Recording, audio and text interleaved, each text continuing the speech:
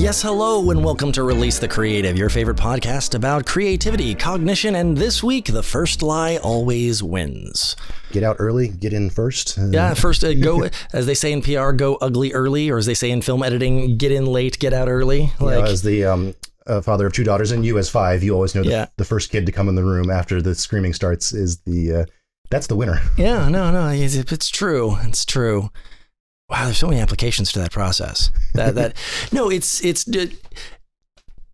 into this a little bit more, but just to start off really quick with the point, starting off with the thesis statement, we have a cognitive bias for the first thing we hear, whether or not we want to, unless we've established a reason to not trust it. Like, I know that person, I don't trust that person. If neutral information being neutral information, we have a cognitive bias for the first thing we've heard. Right. So if you are friends with a couple. Person A, leaving gender completely out of this, person A and person B, you like them both equally. Person A comes to you and says, my partner, person B, did X, Y, and Z. And you're like, I can't believe person B would do that. And you go to person B and person B says, no, person A is lying. Really what happened is this. Whether you don't actually get a choice. Cognitively, all things being equal, this doesn't count that person lies more. All things being equal, you have a cognitive bias for the first version that you heard. So let's say we have a president that tweets things immediately, the second they happen. Instead of saying there will be, like our previous president, instead of saying something to the effect of, there will be an announcement tonight at 10 p.m. from the Rose Room. Is that a real play? Rose Garden. Thank you. It's like, that doesn't sound right. It's like, I'll be announcing something this evening from the blah, blah, blah. And then everyone gets to speculate for 10 hours about what it is. This president just says, boom. And so everyone else, the real news, is reacting to his cognitive bias, to the cognitive bias that he's sending to his supporters. Now, does that affect the people that don't believe anything he says? Absolutely not, but that's not the point. It's a great way to rally your base. It's a great way to, and we'll get into this as we kind of unwrap the episode, but last week's events, it felt very important that we start off saying that a lot of damage can be done just in communication. And I loved Joe Biden's words at the end of it all of last week, the vote, when he said, the words of a president, be they a good president or a bad president, the words of a president are important. At their best, they can inspire, and at their worst, they can incite. I'm like, damn, Joe. I want to hug your speechwriter because that's well written. And for all the future listeners who have found our old podcast, this is specifically January 2021. And yesterday, a bunch of people decided to run into Congress. And while certifying the vote, as my wife has declared it, the worst production of Les Misérables ever. There's no singing. That's why it was the worst. Yeah. Like, I think we could all agree that if Trump got up and did a little Javert number, I would have been more pleased with the activities of the day. Yeah, speaking of optics and communication, I'm going on a tangent here, but sure. Something I learned yesterday. So did you see the photos of, like, when they started breaking in, congressional staffers were like taking the electoral votes and saving them. Right. You saw those photos, right? Uh-huh. And they have these like chests. They're like pirate chests with like leather straps. There's so much about our government process that is so wrapped in tradition. And I'm not complaining right now, but like, yes, the markup in the ballot boxes, as far as there's still skull and bones, like, holy shit, pirate chests. Yeah. So I saw that. And the first thing I thought was, why have I never seen that before? It's January. What is going on in January that wouldn't be a news story every 4 years? Counting the electoral votes, like out of the box, made from a pirate ship. I've seen Puxatawny Phil every freaking year of my life on the news. It's like the 14th one. And why have I seen that? And I've never seen the pirate chest of electoral votes. Because in my head, the early in the campaign when they go to the parties have their conventions. And they nominate people, and then they have their state, right. And it's the convention, like a convention center, sure, with the cheap blue carpet, and the plastic folding chairs. Yes, that's how I always pictured the Electoral College. I thought they got in a convention center somewhere, and they all got there and they raised their paddles. And I didn't know it involved pirate chests. No, like it's interesting. The Electoral College, for some reason, is way more classy than the nominating convention. When it's like, I guess it's a foregone conclusion. Like, well, we know how they're going to vote, so it's not worth covering. No, I want to see people opening pirate chests every 4 years. That's what I learned yesterday is like we've been cheated. That should be a traditional January story. On February 2nd, in just a few weeks, we're going to see that damn ground rat tell us that the winter is still here. But I have been cheated out of every 4 years. The pirate box. Yeah. So yeah, that's what I took away from all of it. But probably not the most important takeaway of yesterday. I'm just saying, of the things that went down. Yeah, of the communications standpoint, what is interesting is that as much physical violence and alterations that happened, 95% of this was all being done in social media. Yeah, like what people were saying, how they were responding, who said what when they said it. Like you're saying that mattered a lot more. No, absolutely, because I mean, when you. I do not in any way want to underplay that people died. I do not want to in any way underplay that there was, by almost any definition, an attempted coup d'etat yesterday, as violent people attempted to overthrow and like, I mean, it's only the trauma and the shock of it that has me being in any way like flippant, but it's just, I can't believe that this is the world we live in. So I don't want to I want to be really clear that I'm not attempting to be flippant, but that's just my process. But when you look at not the impact, but the footprint of it, remarkably small. It's a couple city blocks. It's remarkably small. But due to social media and what was going on, and that battle was not this few city blocks around the Capitol. It was raging globally. This morning, I woke up to people. ABC News was calling to their London affiliates to see what was printed on the front page news of London newspapers, America in anarchy, and, DC in coup d'etat. Like, I mean, it's like, that's the front page news of other countries. Yeah, no, I've seen examples of this in the past, not about real stories, but, foreign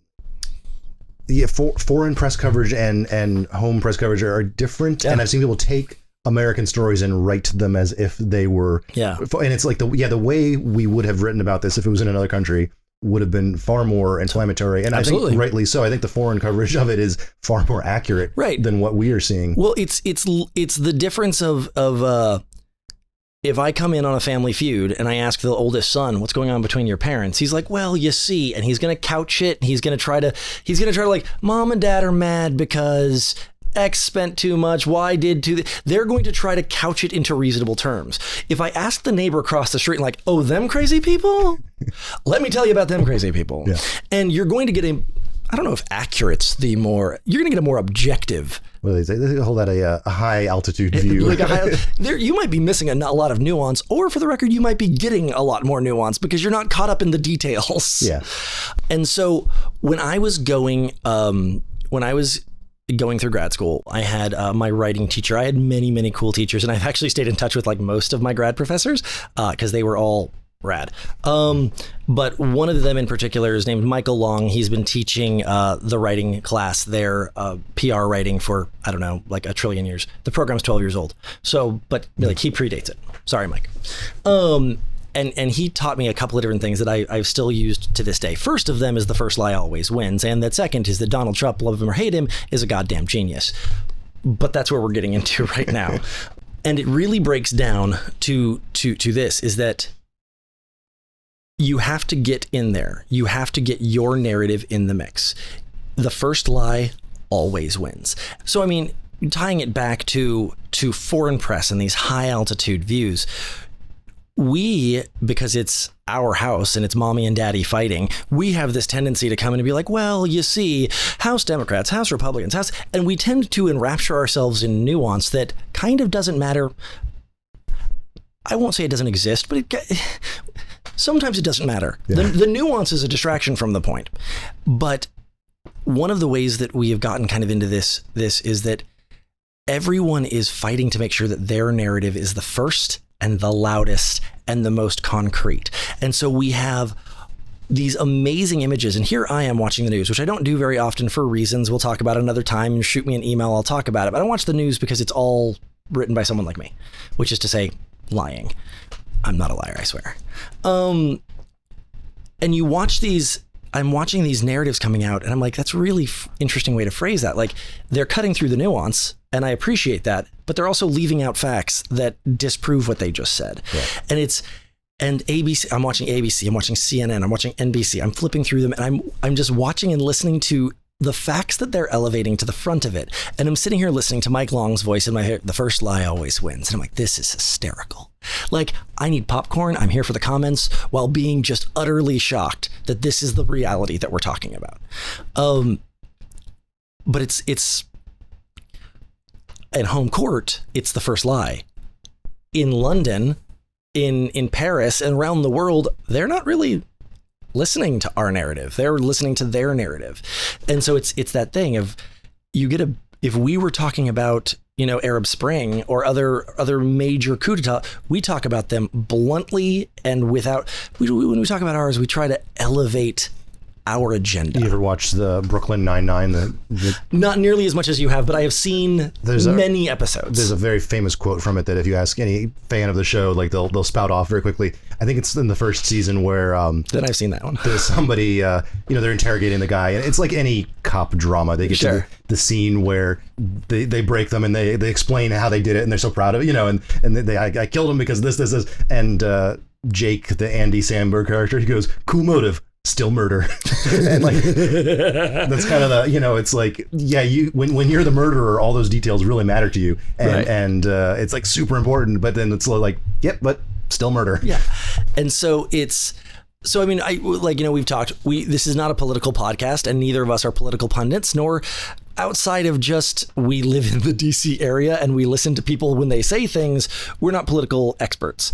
But where I wanted to really kind of dive in today for the communications and the cognition standpoint is that Mike Long principle, which I hope I'm doing an adequate job of referencing, is not mine. I got it from Mike Long. You should listen to his podcast as well. He's amazing. Magic Michael Long. You check it out. His book, The Molecule of More, is amazing. Well, so now if he calls you up and says you got it wrong, all you have to do is tell him it was a lie. Yeah, no, seriously.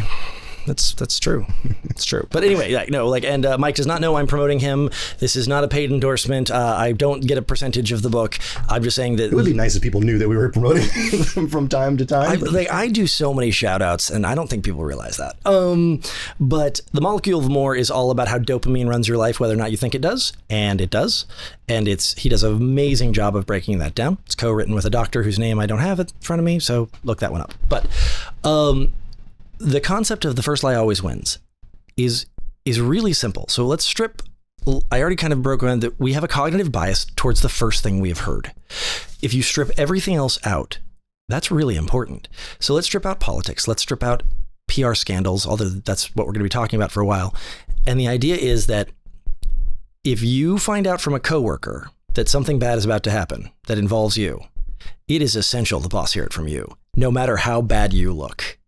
If they hear about it from you third, doesn't matter how innocent you are. So now, I mean, this is a question I have, is the phrase, the first lie always wins. We're being flippant with the turn of phrase to make it memorable. It doesn't have to be a lie, right? You're just saying that cognitively, the first thing we hear, we put the most amount of stock in. Right. It's a bonus point in its There was column. An empty parking space. Something filled it. Later, you can come on and go, but didn't they see my name was on that parking space? That's where my car belongs. Tough shit. The spot is full. And you can call the tow truck and you can get the tow truck down there and all violators will be towed at the owner's expense. That's cute. It still took an hour and a half and a tow truck to get you where it belongs. If the spot is empty, it doesn't matter. The first piece of information will fill that. And usually I can see where you get the phrase, the first lie, is because a lie is usually the fastest that you can make something up on the spot. Yeah, like, who did this? Him. Why did you do this? I didn't do it. He said you did. But I didn't. He said you did. But where did... A lie is instantaneous. The truth takes moments to percolate. It will be weeks before we really know what happened with the coup d'etat. Yeah. The truth takes time. The truth takes time. Lying does not. So the trick to all scandal, the trick to all cognitive bias is make sure that your narrative is in the front of the pack, even if it's incomplete. If you call and say, I don't know what happened, We are working it out. But here's what we do, which is why you see police chiefs at press conferences by the side, like the next morning after thing, you're like, we don't know what happened. Here's what we know. We're working it out. Call my office for extra information. Because letting other people fill in the blanks is awful. You have to get your car, even if it's just like caution tape and cones. If you let someone else park their car in your spot, it doesn't matter if they're going to get towed. Their car is in your spot. The first lie always wins. So as communicators, though, this is somewhat depressing. It should be, frankly. You started off with a eloquent Joe Biden quote that he said at the end of the night. Good words can inspire, bad words can incite. And, I like that. That to me says that when you have a very good point, you need very few words to get it across. Something short is... Something that is impactful and short is always going to be better than something that's long. Absolutely. But in terms of getting something first, that's a big check mark in your column, but like that can't be all there is to it. So yes, the first lie always wins is remarkably bleak. And you're like, that can't be all there is, though. Like the first idiot to the microphone can't be the winner. I can give you examples of, yes, the first idiot to the microphone is in fact I guess the question's more when you're not the first idiot to the microphone, what do you do? It's a good follow-up. So as much as you and I discussed whether or not we wanted to talk about politics, and we were like, sure. The other thing that I don't want to talk about is this, but it's such an important part of this story. A few years ago, and I'm not going to get into the details, and I'm sure the ones I'm going to get somewhat wrong, but that's the important parts of the ones I'm going to cover. A few years ago, Amber Heard, while married, engaged, while coupled with Johnny Depp, came out with unbelievable, horrific, right at the height of the Me Too movement, kind of like lots of allegations of some pretty horrific abuse.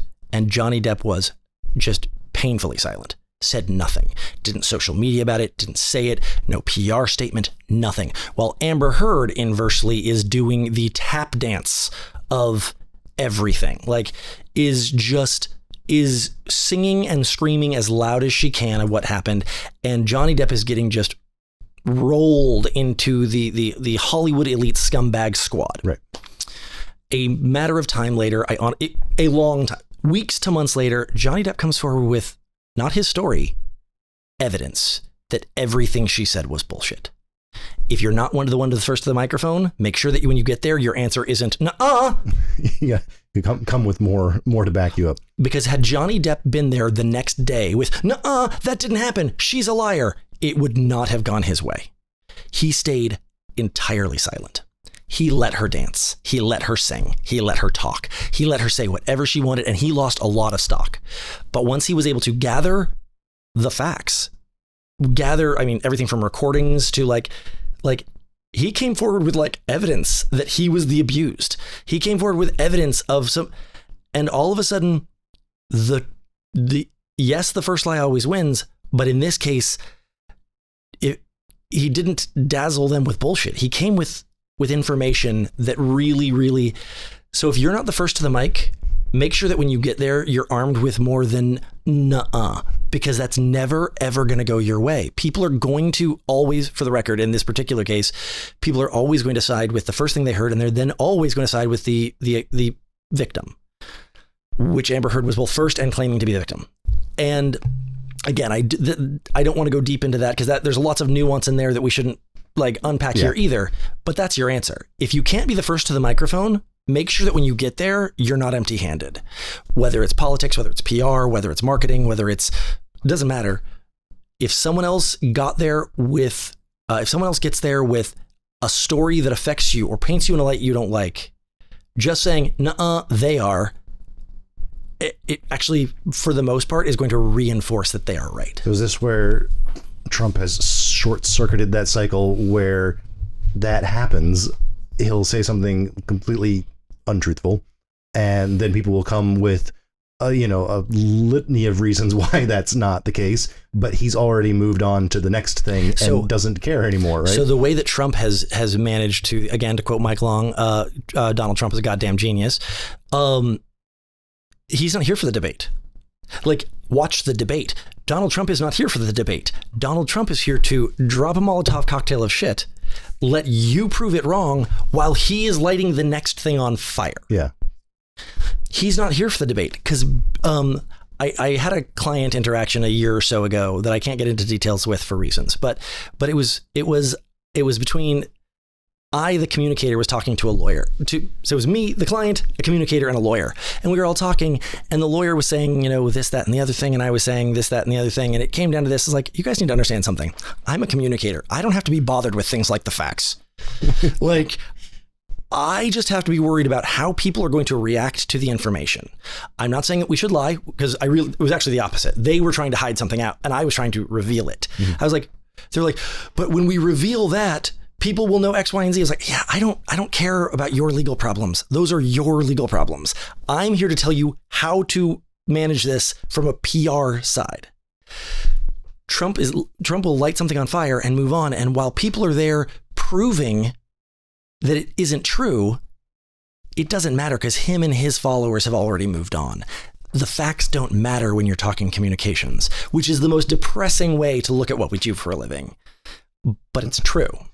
I used to, work for a Berkshire Hathaway company, and Yes. So Warren Buffett was our big granddaddy. Yep. And he would come by frequently to, impart his wisdom on us. Sure. And one of the things I heard him say many times, when this is how he runs his companies and lives his life, is before you make any decision that matters. I guess, what to have for lunch doesn't qualify. But Sure. Before you make a business decision, spend 2 seconds thinking, if this choice should be written as a headline in tomorrow's Washington Post, how would I feel about that?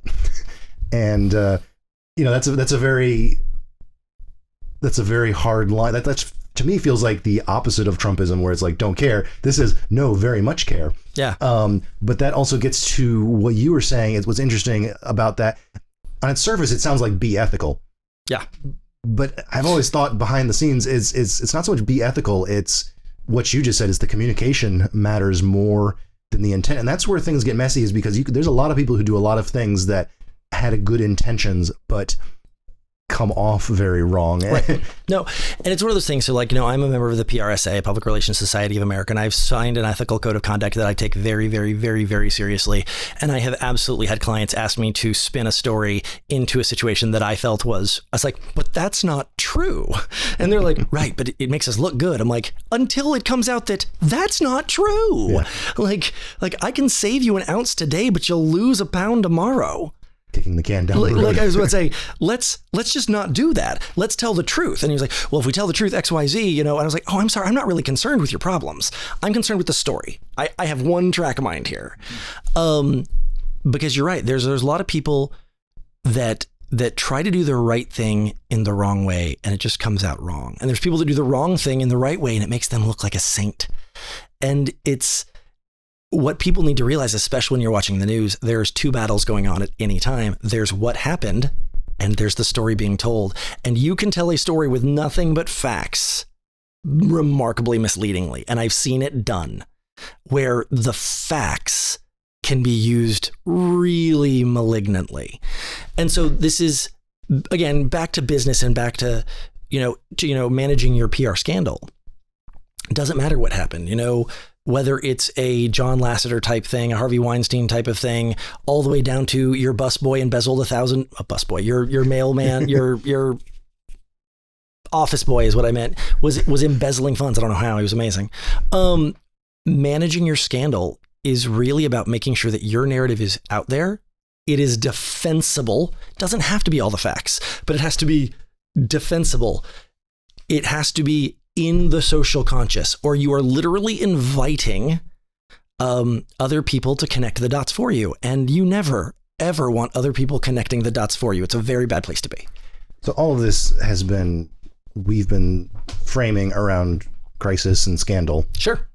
Are there any lessons here for someone who's just woken up today and is not facing a crisis or a scandal? Absolutely. This is true in any world that is market-based. Now, the thing I'm about to say, even if I was listening to this, I could be like, whoa, Kirk, you just left a lot of nuance on the table. And that's true. But in the 101 world, first to market wins for a reason, because it was first to market. It was the first in their mind. It was their first. Now, for every first to market winner, there's a TiVo that was first to market. And I'd say there's a lot of TiVos in the world. There's a lot of TiVos. Yeah. The Segway, the TiVo. Like, there's a lot of first to markets that just were instantly surpassed by the took slightly better time.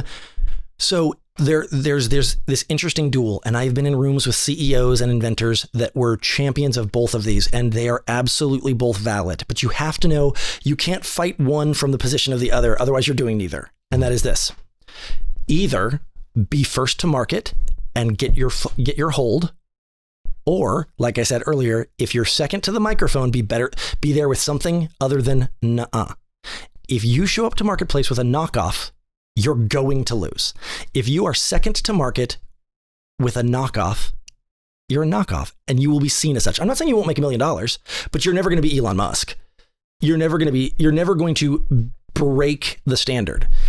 If you're second to market, be the better product. Show up. Yeah. And that's what Apple excels at. Like, to go back to the iPod days, there were a bunch of little flash drives that had like 32 megabytes of memory. Absolutely. You could have like 16 songs on them. Right. And there were a bunch of those. And then they came out with a, $400 4 gigabyte iPod with a hard drive. And everybody's like, that's way more expensive than what's out there. And, but holding 1,000 songs instead of 16 songs, big deal. That was the killer feature. And so, like, that's what you're saying. It was like, you have to show up with something. I think even an equal example of one of the other four horsemen of the apocalypse, I said what I said, is Facebook. MySpace was already $1 billion company. I had a MySpace, and I was a master curator of my top 8 spaces. Hi, Tom. I had a Friendster account before that for like 15 minutes. Microblogging sites, and Facebook did not invent social media. It wasn't the first to market. It wasn't the second to market, but it's the only one that matters right now. I love my TikTok. Facebook and then Instagram tangentially. I mean, like, yeah. They weren't first to market. They weren't first in mind. But they made sure that when they got there, they had something to say that trumped everything that was already being said. You can't show up to the microphone second with nuh-uh. It doesn't go your way ever. If you can get there first and maintain your footing, you're golden. If you can't, make sure that when you get there, you're not just saying, look at me too, me too, me too. I offer that service too. Oh, they do it. I do it better. Because then you just look like the kid, the guy at the kids table. So now I have more than one guess here, but what are your 4 horsemen of the apocalypse? They're not mine. They're not mine. And I don't think they're his either. He wrote the book on them, but another book that I absolutely adore. And I asked him if he would, endorse my book, Scott Galloway. And he said, no. But my book, The Very Best Bad Idea, which was endorsed by Mark Randolph of Netflix and was of Sean Ellis, of the founder of Growth Hackers, and Jonah Berger, the Wharton professor. Awesome book. You should check it out. One of the people that inspired me to write my book was Scott Galloway, and he's a Columbia professor in marketing, and he has a book called The 4.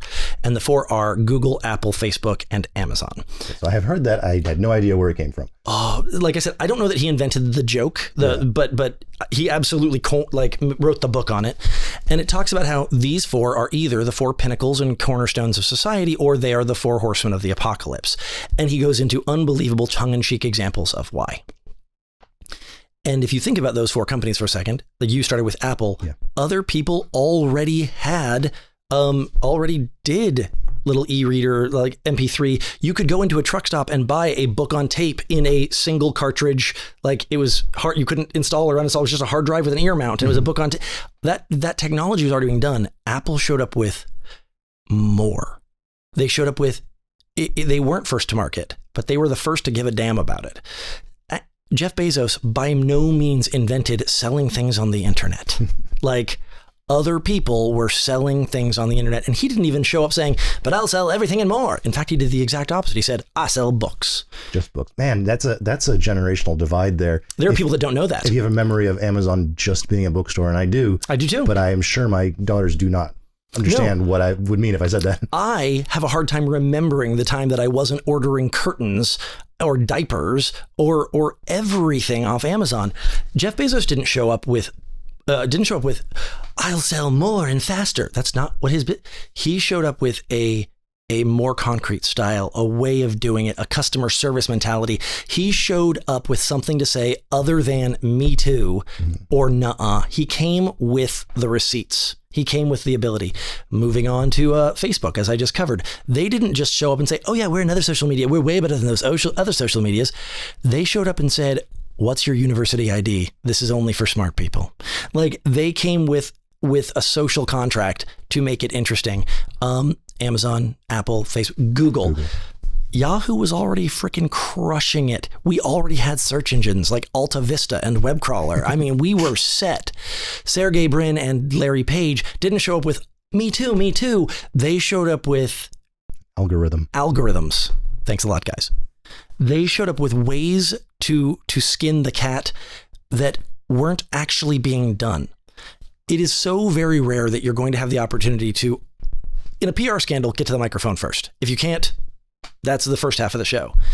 If you can't be first to market, make sure you get there with something other than me too and nuh-uh, because that doesn't buy you anything from a communication standpoint. It doesn't buy you anything from a cognitive standpoint. It doesn't get you anywhere from the story.